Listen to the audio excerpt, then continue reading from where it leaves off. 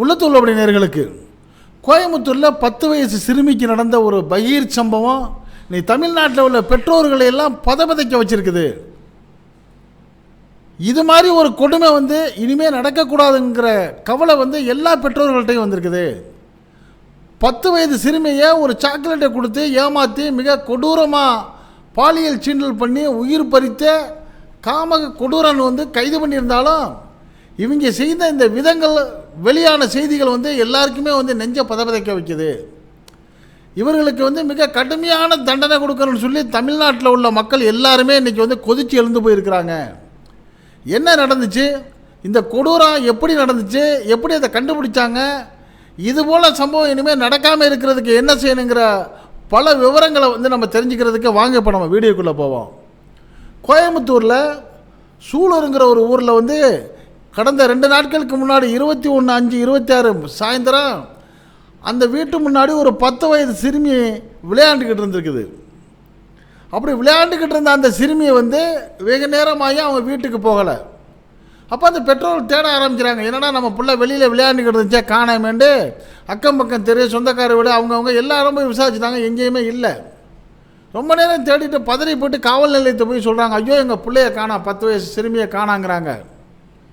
உடனே காவல்துறை என்ன பண்ணுறாங்க, நாங்கள் தேடுறோம் விசாரிக்கிறோம், ஒன்றும் பயப்படாதீங்க, அது எங்கேயாச்சும் பாதுகாப்பாக இருக்கும் அப்படிங்கிற மாதிரி ஒரு ஆறுதல் சொல்கிறாங்க. இந்த பெற்றோர்கள் இப்போ என்ன கதறிக்கிட்டு என்ன சொல்கிறாங்க, நாங்கள் சொன்னப்பவே போலீஸ் உடனடியாக அதை ஒரு வழக்கு பதிவு பண்ணி தீவிரமாக விசாரிச்சுருந்தா எங்கள் பிள்ளைய உசுரோட கூட மீட்டிருக்கலாமே அப்படின்னு சொல்லி அழுகிற காட்சி தான் நெஞ்ச பதபதைக்க வைக்கிற மாதிரி இருக்குது. அந்த காவல்துறை அடுத்த நாள் என்ன பண்ணுறாங்க, தொடர்ந்து தேட ஆரம்பிக்கிறாங்க, கிடைக்கல. அப்போ அந்த அக்கம் பக்கத்தில் உள்ள அந்த சிசிடிவி ஃபுட்டேஜ்லாம் ஆய்வு பண்ணுறப்ப தான் ஒருத்தன் 2 வீலரில் அந்த பிள்ளைக்கு ஒரு சாக்லேட்டை கொடுத்து அப்படி ஆசை வார்த்தை காட்டி பேசி மயக்கி அந்த வண்டியில் ஏற்றிட்டு போகிறது தெரிய வருது. சின்ன பிள்ளை தானேங்க, 10 வயசு பிள்ளை தானே. ஒரு 4-5 சாக்லேட்டை கொடுத்துட்டு வாமா 5 வாமா நான் பூந்தி வச்சுருக்கேன், லட்டு வச்சுருக்கேன், அல்வா வச்சுருக்கேன்னா ஏதோ இந்த மாமா தரேங்கிறான்னு போகிறது தானே. அப்படி சில பிள்ளைங்கள் இருக்கும். போன குழந்தை என்ன பண்ணியிருக்கான், அந்த நாசகாரன் அந்த குழந்தைய கூட்டிகிட்டு போயிட்டு கண்ணம்மாபாளையங்கிற அருகே இருக்கிற அந்த தென்னந்தோட்டத்தில் பாலியல் சீண்டல் கொடுமை பண்ணி அந்த குழந்தை உயிரையும் பறிச்சிருக்கிறான். எவ்வளோ பெரிய அநியாயம் பாருங்கள். இந்த நாசகாரன் இப்படி பண்ணதுக்கு இந்த பண்ணவன் யாருன்னா கடைசியில் கார்த்திக்ங்கிறவன், அவனுடைய நண்பர் மோகன்ராஜ். இதை காவல்துறை கண்டுபிடிச்சிட்டாங்க. நம்ம தமிழ்நாடு போலீஸ் ஒரு வேளை விசேஷமானவங்க, ஒரு கேஸை கண்டுபிடிக்கணும் மனசு வச்சுட்டாங்கன்னா ஈஸியாக பிடிச்சிருவாங்க. இப்போ மக்கள்கிட்ட உள்ள ஆதங்கம் என்னென்னா, நாங்கள் சொன்ன உடனே நீங்கள் இதே மாதிரி தேடினீங்கன்னா புள்ள உசுரோடவாச்சு மீன்ருக்குமே அப்படிங்கிற ஒரு வருத்த வேதனை இருக்குது. இப்போ அந்த குழந்தை இப்போ எப்படி இவங்க கண்டுபிடிச்சாங்க, 2வது நாள் அந்த வீட்டிலேருந்து 2 கிலோமீட்டர் தூரத்தில் ஒரு குளக்கரையில் அந்த குழந்தைய உடல் கிடந்திருக்கு. இப்போ அதை எடுத்து போஸ்ட்மார்ட்டம் பண்ணி பேரண்ட்ஸ் கையில் கொடுத்துட்டாங்க. போலீஸ் இந்த கார்த்திக் மோகன்ராஜ் 2 பேரையும் பிடிச்சி அந்த சூலூர் காவல் நிலையத்தில் விசாரிச்சுக்கிட்டு இருக்கிறப்ப அந்த கார்த்திக்ங்கிறவன் தப்பிச்சு ஓட முயற்சி பண்ணியிருக்கிறான். தட்டிச்சு விழுந்து வலது கால் உடஞ்சி போச்சுங்கிறாங்க. அது எப்படி உடஞ்சிருக்குன்னு நம்மளுக்கு தெரியும். இப்போ அவனுக்கு அரசு மருத்துவமனையில் அட்மிட் ஆகி வைத்தியம் பார்த்துக்கிட்டு இருக்காங்க. இவனுக்கு வலது கால் மட்டும் உடஞ்சிருக்கக்கூடாது, மெயின் பாயிண்ட்டையும் வெட்டியிருக்கணும். அவனுக்கு அந்த ஆணுறுப்பை வெட்டி இந்த அரபு நாடுகளில் அதானுங்க பண்ணுறாங்க. மக்கள் இப்போ எதிர்பார்ப்பு அப்படி இருக்குது. நீங்கள் சட்டங்களை கடுமையாக்கினா தான் இந்த மாதிரி கொடூரம்லாம் நடக்காது. இவனெல்லாம் பிடிச்சி விசாரித்து இவனுக்கு ஜாமீனை கொடுத்து இவனை உள்ளதில்லை, இவனுக்கு 3 வேளை சோறு போட்டு கறி கொடுத்து மீன் கொடுத்து முட்டை கொடுத்து திருப்பி இவன் உடம்பை வளர்த்துக்கிட்டு சில வருஷங்களில் வெளியே திருப்பி இவன் வேலையை ஆரம்பிச்சிருவான். இவனுக்கெல்லாம் என்ன பண்ணணும், துரித நடவடிக்கை எடுத்து இவனுடைய மெயின் பாயிண்டை வெட்டிடணும், கத்திரிக்கோளால் வெட்டி விட்டுறணும். அதே இருக்கக்கூடாது. அவனுக்கு வலது கால் இப்போ ஒடிஞ்சு போச்சுல, இடது கையை ஒடிச்சு விட்டுட்டு இவன் நெத்திலையும் கன்னத்துலையும் காமு கண்டு பச்சை குத்தி விட்டுட்டு ரோட்டில் நடத்த கைதெல்லாம் பண்ணி உள்ளே வைக்கக்கூடாது. ரோட்டில் விட்டுட்டோம்னு வச்சுங்க, இவனுக்கு ஒரு பையன் சோறு கஞ்சி கொடுக்க மாட்டான். பொம்பளை விளக்க மாத்தாலும் அடிப்பாங்க, விளக்க மாற்றி அடி வாங்கி செத்து போயிடுவான். ஐயோ நம்மளுக்கும் இப்படி செய்வாங்கன்னு மற்றவங்களாம் செய்ய மாட்டாங்கிறதான் நீங்கள் மக்களோட எதிர்பார்ப்பாக இருக்குது. ஆனால் இதை கேள்விப்பட்டவுடனே தமிழ்நாடு முதலமைச்சர் மாண்புமிகு ஜோசப் விஜய் அவர்களும் கடுமையான கோபம் அடைஞ்சிருக்கிறாரு. ஆகா, நம்ம ஆட்சிக்கு வந்தவொடனே இப்படி ஒரு நிகழ்ச்சி நடந்து போச்சுங்கிற வருத்தம் அவருக்கு இருக்கும்ல.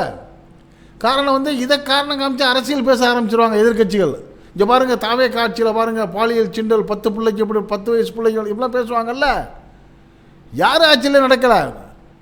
மாண்புமிகு டாக்டர் கலைஞர் அவர்கள் ஆட்சியில் நடந்திருக்கு, மாண்புமிகு மு.க. ஸ்டாலின் அவர்கள் ஆட்சியில் நடந்திருக்கு, மாண்புமிகு எடப்பாடி பழனிசாமி எல்லா முதலமைச்சர் ஆட்சியிலும் நடக்குதுங்க. குற்றச்சம்பவம் நடக்கிற இடத்துக்கு இவங்க தேவதூர்கள் மாதிரியா கடவுள் மாதிரி டக்குன்னு அப்படி காட்சி தந்து தடுக்க முடியுமா? அது யாராச்சும் நடக்கிறதுக்கு வாய்ப்பு இருக்குதா? ஆனால் நடக்காமல் தடுக்கிறதுக்கு வாய்ப்பு இருக்குது. அதைத்தான் அரசாங்கம் செய்யணும்னு சொல்லி எல்லாரும் விரும்புகிறாங்க. அதைத்தான் மாண்புமிகு எதிர்க்கட்சி தலைவர் உதயநிதி ஸ்டாலின் சொல்கிறாரு, டிடிவி தினகரன் சொல்கிறாரு, பிரேமலதா விஜயகாந்த் அவங்க சொல்கிறாங்க, அன்புமணி ராமதாஸ் சொல்கிறாரு, நயனா நாகேந்திரன் எல்லாரும் அதான் சொல்கிறாங்க, கடுமையாக நடவடிக்கை எடுங்கண்டு. மாண்புமிகு முதலமைச்சர் ஜோசப் விஜய் அவர்கள் என்ன பண்ணிட்டாரு, தமிழ்நாடு முழுக்க சட்டம் ஒழுங்கை வலுப்படுத்துறதுக்கு வேகமாக துரித நடவடிக்கை எடுங்கன்னு சொல்லிட்டாரு.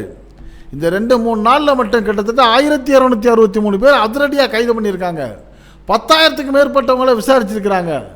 போதைப்பொருள் நடவடிக்கையில் 294 வழக்கு பதிவு பண்ணி 419 பேர் உள்ளதில் இருக்காங்க.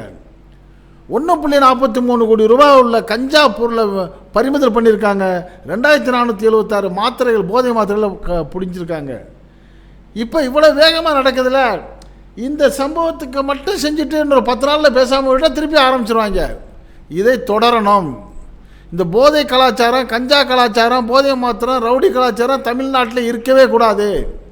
இவர்களுக்கு ஈவிரக்கம் பார்த்து இவர்களுக்கு பனிஷ்மெண்ட்டும் கொடுக்கக்கூடாது.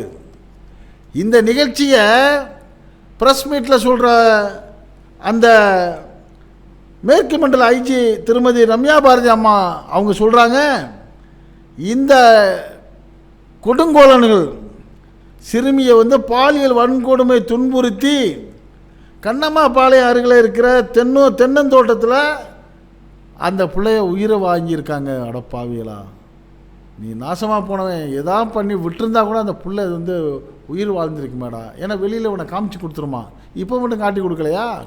இப்போ மாட்டிக்கிட்டீல நீ. அப்போ கொஞ்சம் கூட ஈவு இறக்கம் இல்லாமல் அந்த பிள்ளையோடைய உயிரையும் வாங்கியிருக்காங்க. இவனையெல்லாம் சாதாரணமாக விடவே கூடாது. இவங்களுக்கு இந்த கார்த்திக்கு மோகன்ராஜ் இந்த 2 அயோக்கிய நாய்களுக்கு கொடுக்கக்கூடிய தண்டனை அடுத்தவனுக்கு பயம் இருக்கணும்.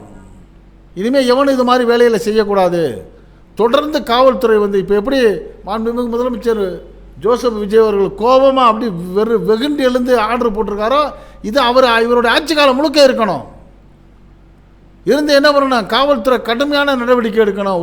ஒரு மக்கள் காவல்துறையில் பதறிட்டு சொல்கிறாங்கன்னா அவங்களுக்கு தான் தெரியும் அந்த புள்ளியோடைய வேதனை. ஆனால் காவல்துறைக்கு தினம் கேட்டு சலிச்சு போயிருக்கான். ஆனால் உங்களுக்கு புதுசியாக எங்களுக்கு பழசுங்கிற மாதிரி இருக்கலாம். ஆனால் அப்படி இல்லை.